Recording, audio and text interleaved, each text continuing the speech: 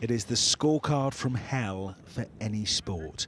Racism, sexism, elitism, entrenched at the very heart of it.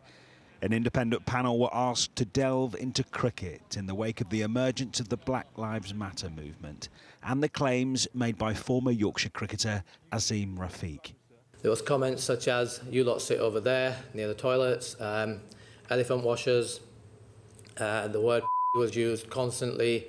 The chair of the Independent Commission for Equity in Cricket says her team's report has uncovered horrific stories across the game. We found that racism, sexism, class-based discrimination, elitism is deep-rooted and widespread throughout cricket.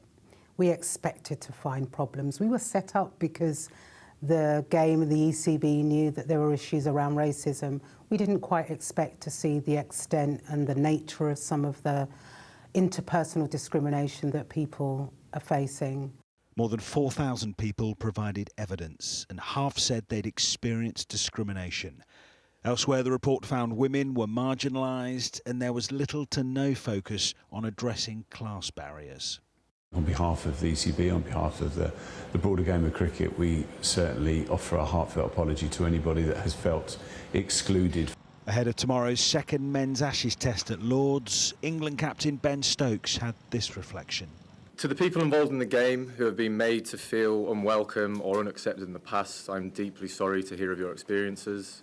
Cricket is a game that needs to celebrate diversity on all fronts, because without diversity, this game would not be where it is at today. Here's me pretending I play for England. Even female fans have felt excluded. With social media content like this, Abby Slade is an ambassador for the Her Game Too campaign, which aims to raise awareness of sexism in sport.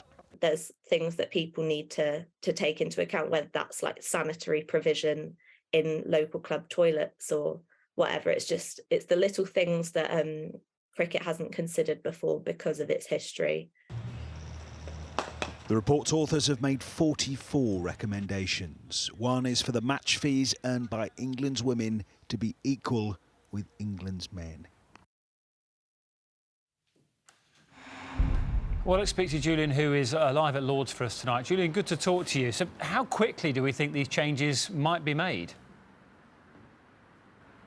Hi there, Dan, the boss of the England and Wales Cricket Board, saying the sort of thing that bosses always say after reports like this, saying it's a wake-up call. Richard Thompson saying he wants to reset cricket, but what is that time frame? He says it can't be a quick fix. He says he wants 3 months before he can come up with an action plan. That takes us into late September. Arguably, some of these things will take years to sort out. That of sorting out the lack of cricket in state schools that this report talks about, correcting this talent pathway which is predisposed towards children from private schools. Some of the worst things in that report, though, the racism, women going into seeing scorecards and that sort of thing, where the signs are score boxes, where the signs say no bras allowed. One would hope that that sort of thing would stop immediately if it hasn't already. OK, Julian, from Lord's Cricket Ground, thank you.